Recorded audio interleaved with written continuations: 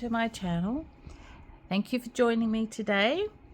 So I thought today I would give you my impressions of this book called Living Witchery, Beginner Witch Guide. So this is an Australian book.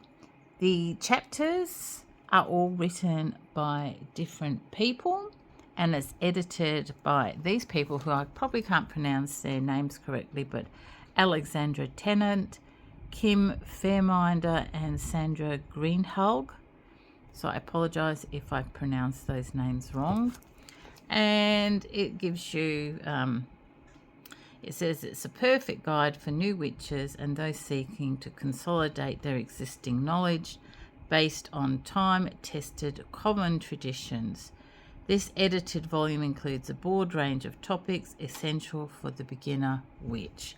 And it is very much Coven based, and I actually think it's probably Wiccan based from reading through it.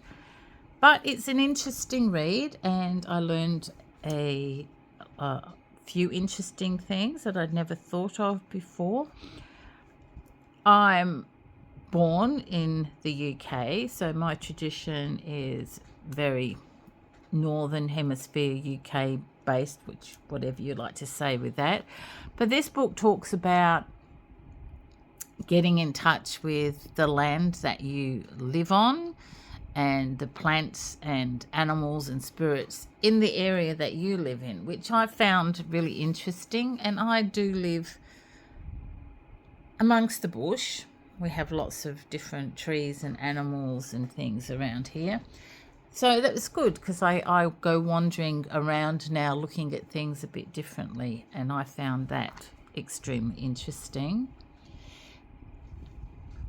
Each chapter is written, I said that, by a different person. So there are, here we go, there are lots and lots of information. And some very basic things like colour correspondences, candle magic, how to dress a candle, how to do spell bottles, house protection spell bottles, spell boxes, which I'd never actually heard of until I saw a YouTube video by Kelly Maddox on spell boxes, which I found very interesting. So how to do charm bags, amulets and talismans, sweetening up spell, freezer spells, all this stuff on the covens. I actually didn't particularly, I skimmed through it because I've never been in a coven and it's not something that I'm actually that interested in. But it made an interesting read. It tells you how to set up an altar, and this is... I just go to that page in the book.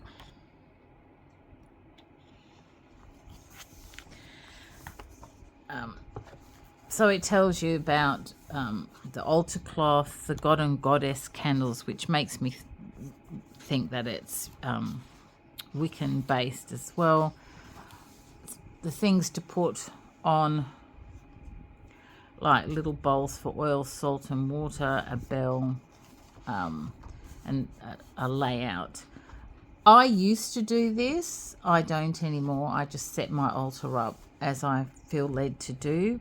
I don't follow any Wiccan traditions anymore, although I have to say, when I first started out in my journey, many, many years ago, the only books you could get were Wiccan based books and Northern Hemisphere based books, so it wasn't that practical for here in Australia, but that's all we had, so that's what I did and that's how I learned. That's where I began, and I've changed a bit since then, but it's a good place to start. Some of the things they say that you need, I wouldn't say you need, but that's just my opinion. Like, I don't have a sword. I have a bell because I use that to cleanse the space.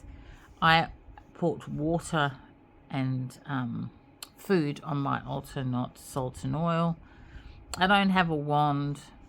I only have a chalice because someone gave me one, but I don't actually use it. Incense, of course.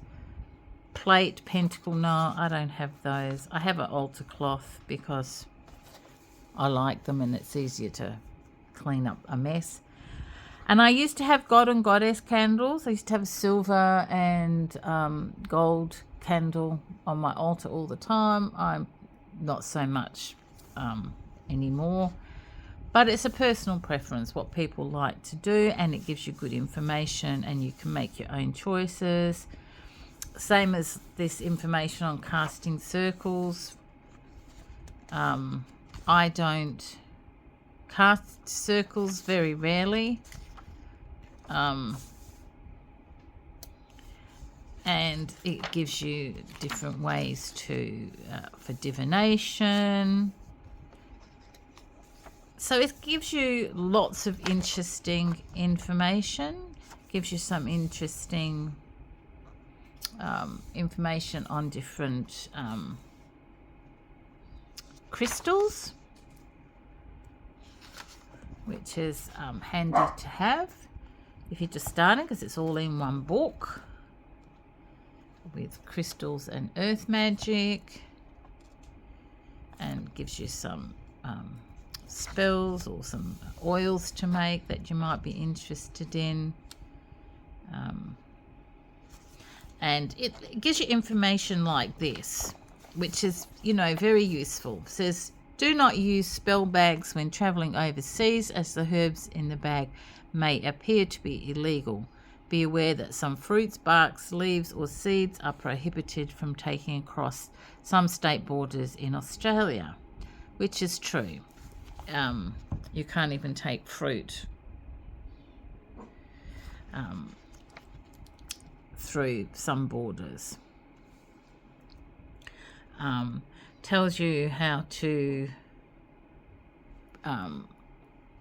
seal mirrors and windows. Yeah, it gives you a lot of information in here. And I think it's like this with the Sabbats. It gives you information on the key points, what it is, when it is, activities. I think this Wheel of the Year, I think this book celebrates the Wheel of the Year the same as the Northern Hemisphere, if I remember correctly.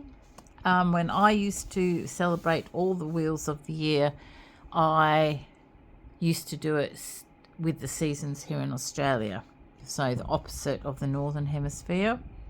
But it gives you what they are.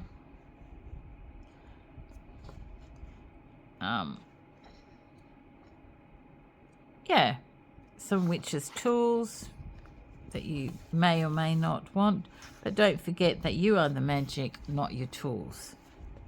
So you don't need all those things. Yeah, so here the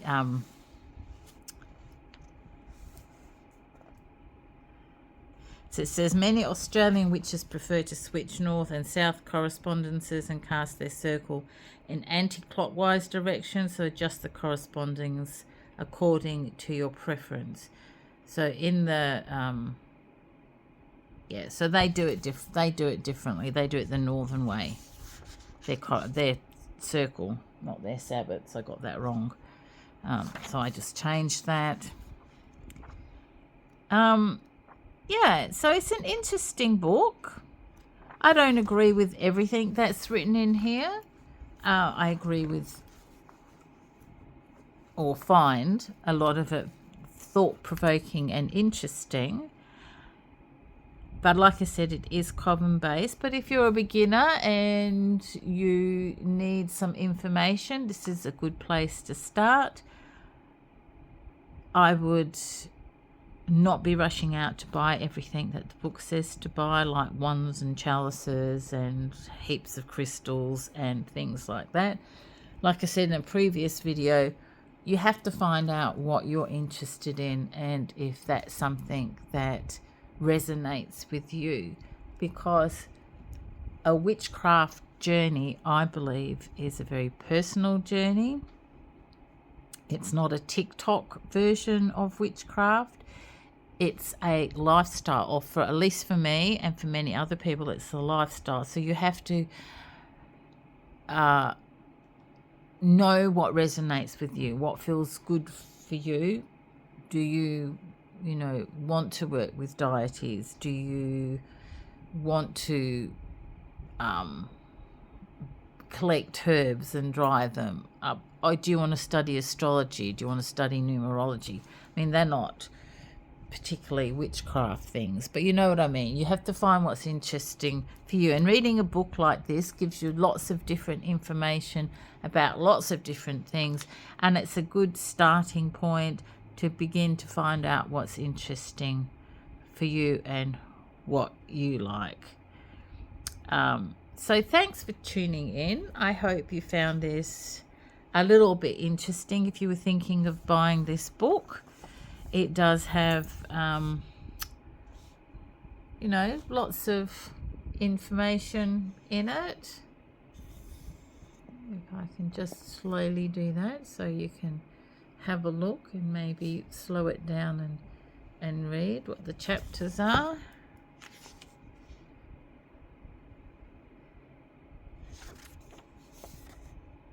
Yeah.